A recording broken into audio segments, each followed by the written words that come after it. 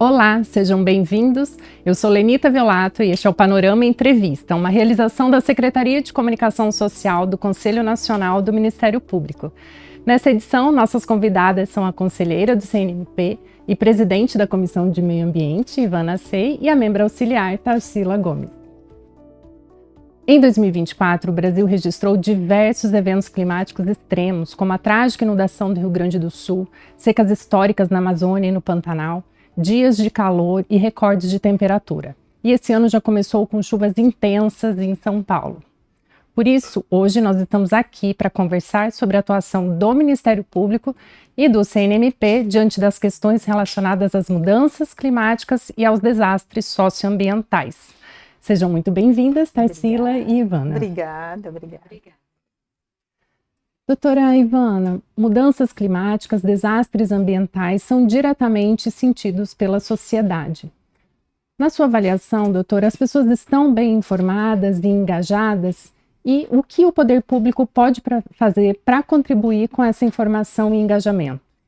Na verdade, na minha opinião, nós não estamos informados ainda o suficientemente engajados.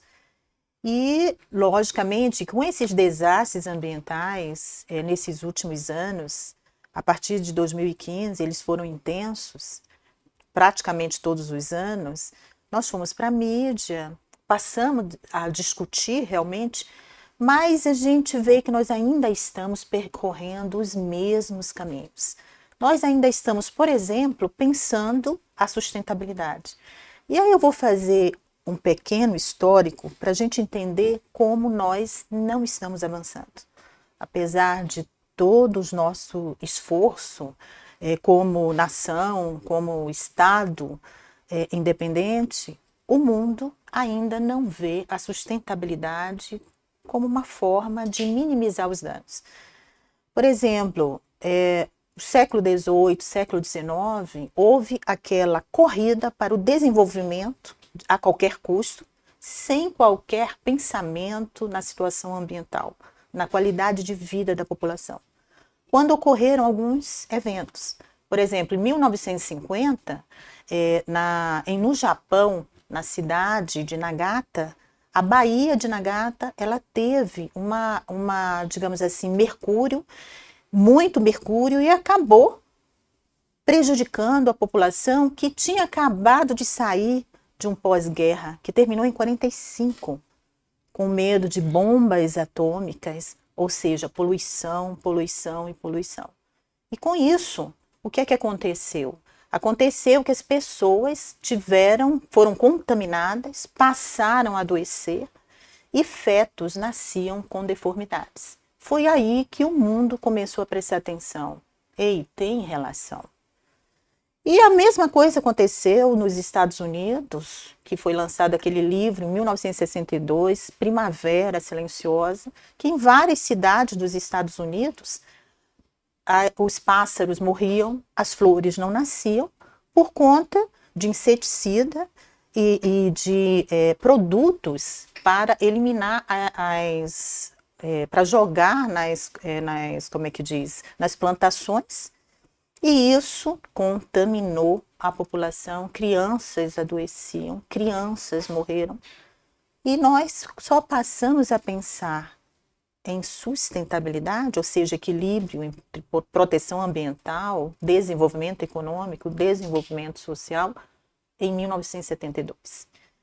Passados 53 anos, o que mudou? Nós continuamos percorrendo os mesmos caminhos. Nós ainda estamos vendo e precisando de educação ambiental nas escolas. Nós precisamos instrumentalizar melhor as instituições no combate a essas degradações, ou seja, pouco engajamento, ainda não temos a informação, ainda estamos em busca da sustentabilidade. É um longo caminho, né, doutora? Sim. E falando em Brasil, qual que é a gravidade dos impactos dos desastres socioambientais e da crise climática? É exatamente isso. Nós continuamos nesse embate, nós continuamos em busca, e com isso ondas de calor estão ocorrendo em todo o Brasil. nós temos inundações, nós temos secas prolongadas. Isso significa dizer que isso está afetando a nossa infraestrutura, está afetando a saúde da população e está afetando a produção. Ou seja, por exemplo, nas secas da Amazônia, nós não temos água potável.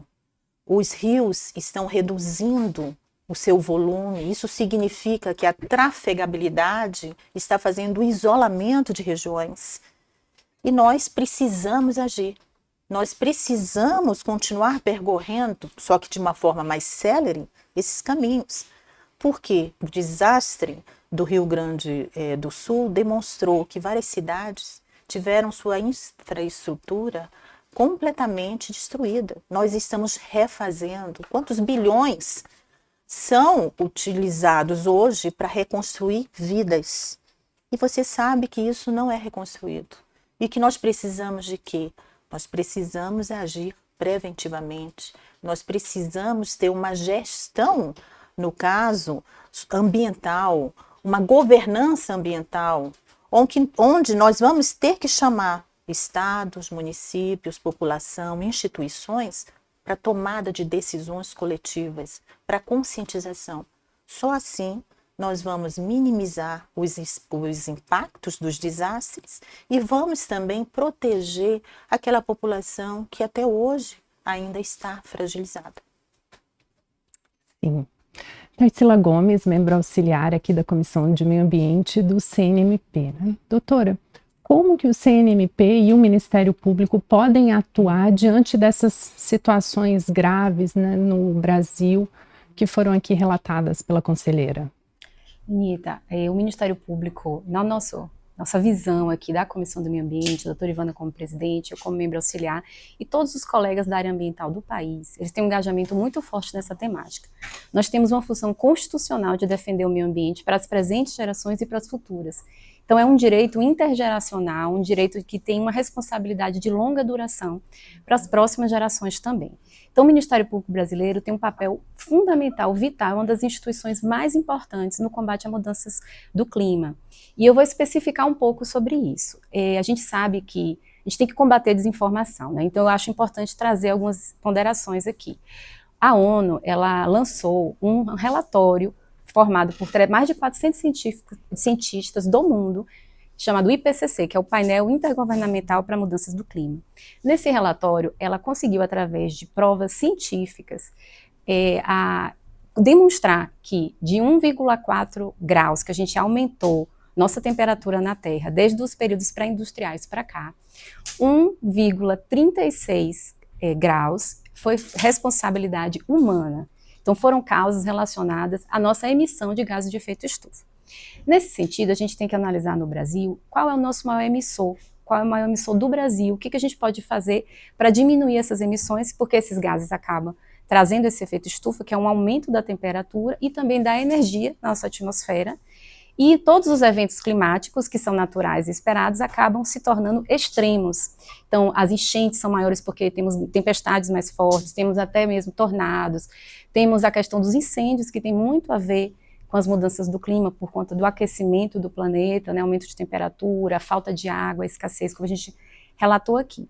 Então, todos esses eventos se extremam muito. E no Brasil, qual é a nossa responsabilidade, já que nós não somos um país tão industrializado, que iniciamos a industrialização tão grande quanto a Europa, né? Nosso maior emissor, 70%, é o desmatamento. É a mudança do uso da terra e desmatamento ilegal. E o Ministério Público, como uma instituição responsável pela defesa do meio ambiente, tem que combater o desmatamento, tanto a nível civil como criminal. Então, nossas ações civis públicas, nossos inquéritos, nossas ações criminais também.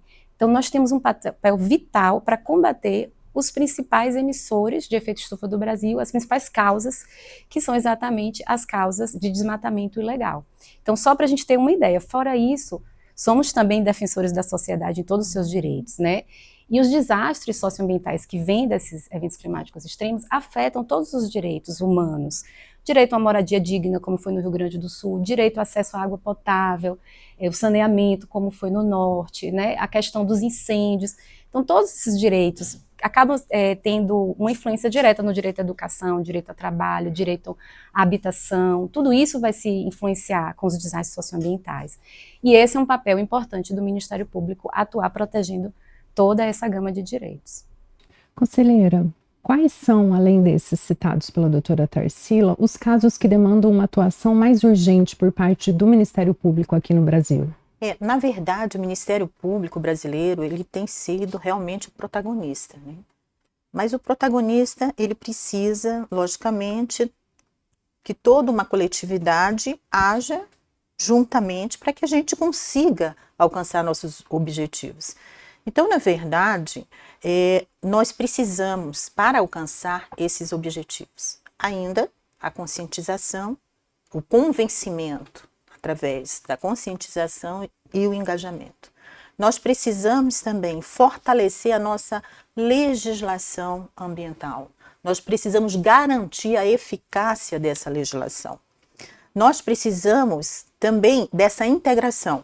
Ministério Público, instituições, todas ligadas às causas ambientais, órgãos ambientais, para que nós possamos ter uma atuação única, uma atuação conjunta.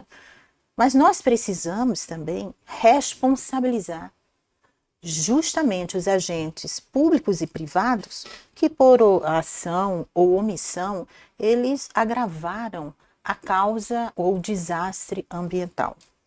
E nós precisamos e necessitamos urgente de agir preventivamente. Essas ações preventivas, elas evitam que aquele desastre ambiental seja, por exemplo, irreversível.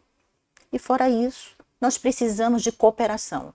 Cooperação com as universidades, cooperação com os especialistas, cooperação com os peritos, para que nós possamos entender o que está acontecendo e saber a forma de agir. E isso, o Conselho Nacional do Ministério Público, por intermédio da nossa Comissão do Meio Ambiente, ele está fazendo isso, ele está divulgando, ele está chamando o Ministério Público, os órgãos ambientais, ele está qualificando, e isso é muito importante.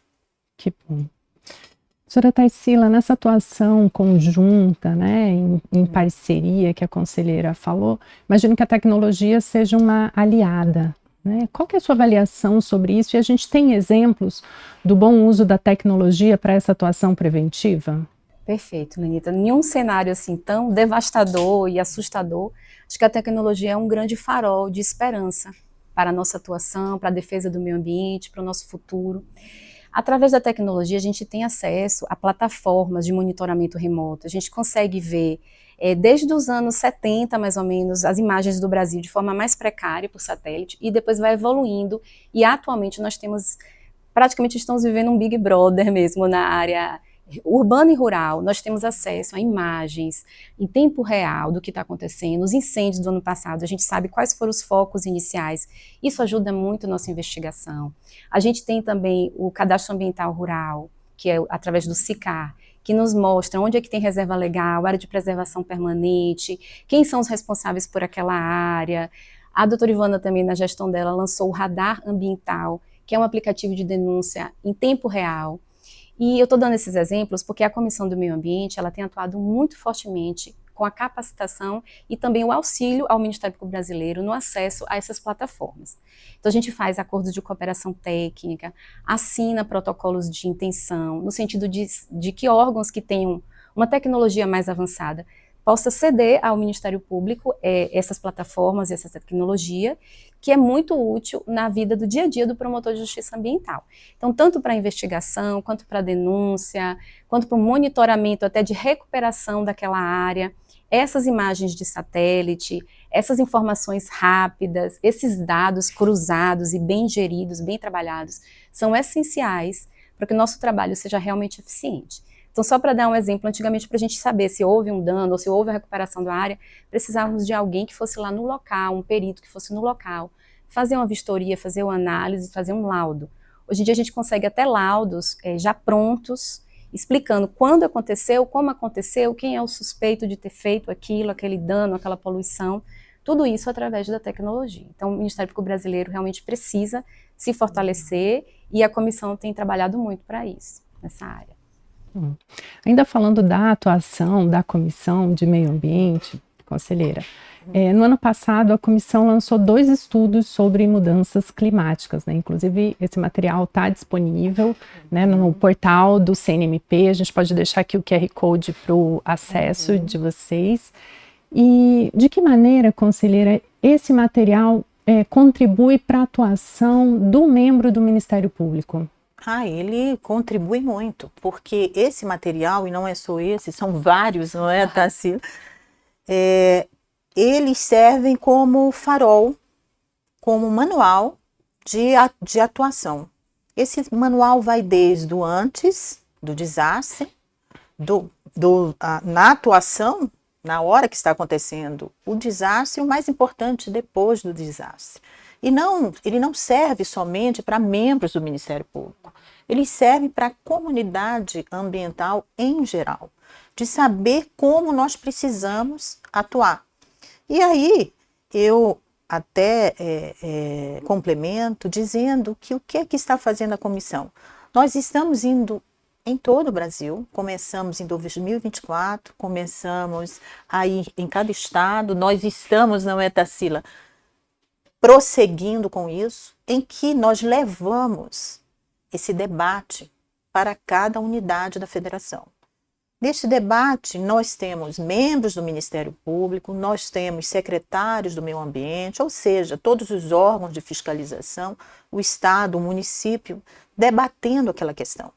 E quando você debate aquela questão, você capacita aquelas pessoas, você uniformiza a atuação e você, muito mais do que isso, você interage. Sim. E isso faz a conscientização que a gente tem sempre batido sobre isso e faz uma atuação mais célere do Ministério Público brasileiro. Então, a Comissão do Meio Ambiente, ela está indo em todo o estado, ela está divulgando, ela está capacitando todas as unidades. Essa é a importância desses manuais em que você citou. Que bom. Vocês falam da importância do trabalho integrado e vocês estão fazendo a parte que compete ao CNMP e à comissão de promover esse trabalho integrado, né? Isso é tão bom que nós fizemos o planejamento e agora fora do planejamento outros estados estão buscando outros, e não só membros do Ministério Público, outras comunidades ambientais estão buscando para que a gente possa dividir e possa realmente debater a questão ambiental, as mudanças climáticas, os desastres ambientais e o que fazer, né?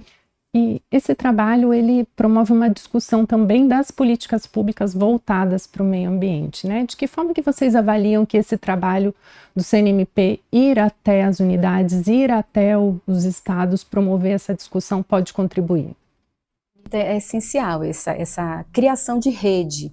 A gente consegue trazer uma comunicação mais célere, como a doutora Ivana falou, entre os órgãos, os atores locais. E nós percebemos o seguinte, que não é só o Ministério Público, mas todas as instituições que têm envolvimento na temática se sentiram desafiadas pela realidade que foi apresentada, principalmente nos últimos anos aqui no Brasil, né? Então, qual é a instituição que estava preparada para lidar com o que aconteceu, por exemplo, no Rio Grande do Sul ou no Norte com a escassez de água? Nenhum de nós estávamos.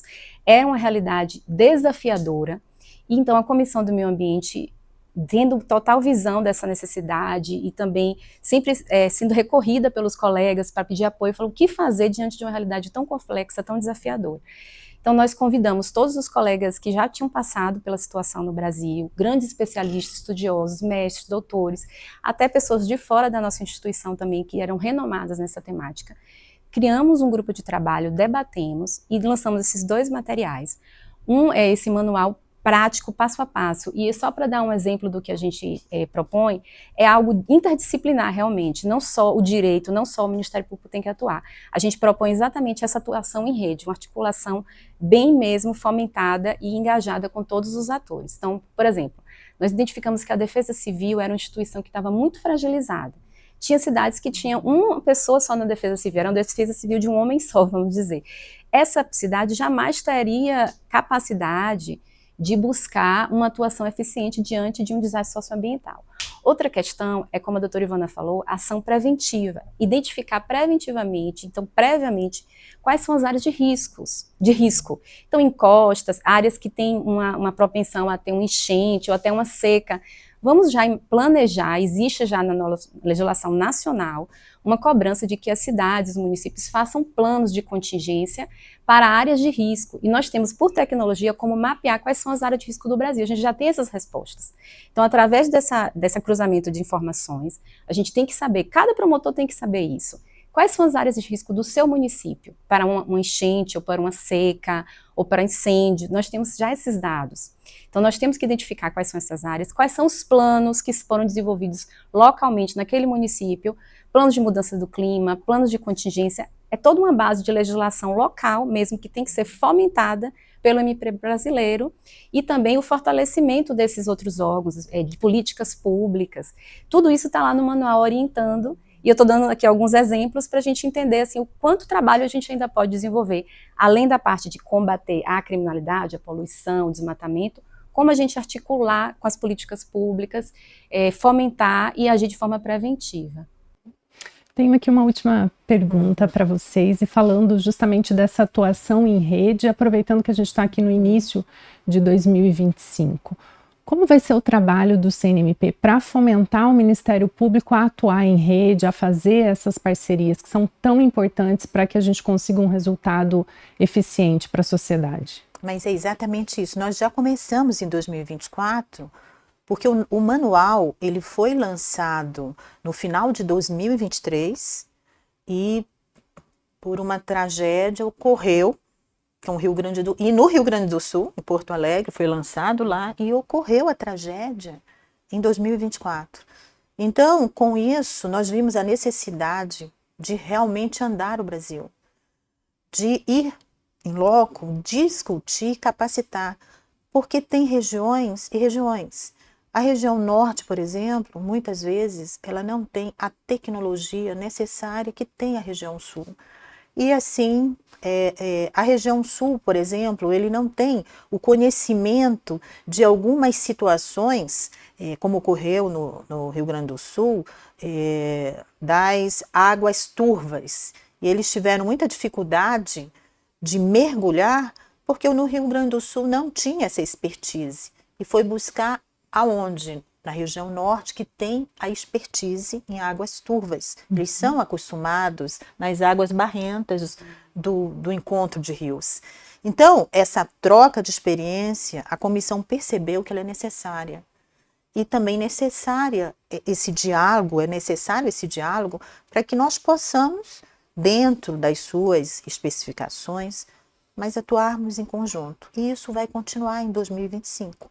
Nós vamos continuar andando o Brasil, nós vamos dizer para o Estado brasileiro que o Ministério Público estará presente, que o Ministério Público vai fazer seu trabalho. E isso por intermédio da interlocução do Conselho Nacional do Ministério Público. Maravilha, muito obrigada pela participação de vocês. Convido a deixarem as considerações finais aqui no programa. Eu queria falar, complementando a doutora Ivana, que na gestão dela nós lançamos o Pacto pelas Cidades Sustentáveis, né, doutora? E Resilientes a Desastres, que esse ano a gente vai tentar engajar mais instituições. Foram mais de 30 instituições que assinaram, ministérios públicos e ministérios também do governo federal, que é exatamente a gente está oferecendo um cardápio de ações e de políticas públicas que devem ser desenvolvidas para que a gente consiga construir cidades resilientes, sustentáveis.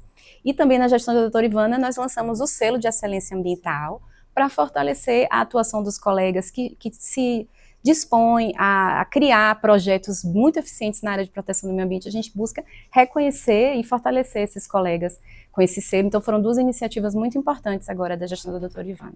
Que bom, e essas informações, quem tiver interesse pode encontrar também na página do CNMP. Sim, né? E para terminar eu gostaria de agradecer a comunicação do CNMP, dessa oportunidade que nós temos de divulgar o trabalho da comissão, de divulgar o que a comissão do meio ambiente está fazendo, com a ajuda, logicamente, do Ministério Público Brasileiro, de bravos colegas que não desistem da causa, e eu acho isso muito importante.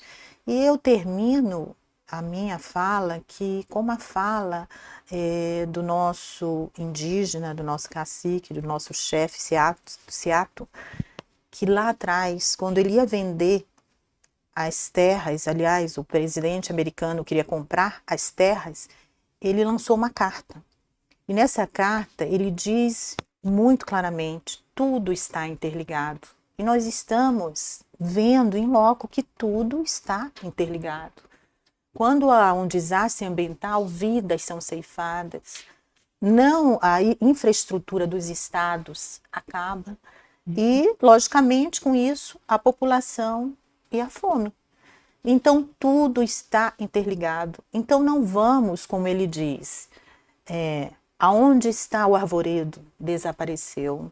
Aonde está a águia? Desapareceu. Isso significa dizer que é o fim da vida. Então, não vamos ficar apenas na sobrevivência. Por isso, vamos agir preventivamente. Muito obrigada. Importante reflexão, conselheira. Obrigada, Tarsila. E o Panorama Entrevista fica por aqui. Para assistir essa e as próximas edições do programa, basta acessar os canais do Conselho no YouTube e no Instagram. A gente se encontra na próxima vez. Eu te espero e até lá.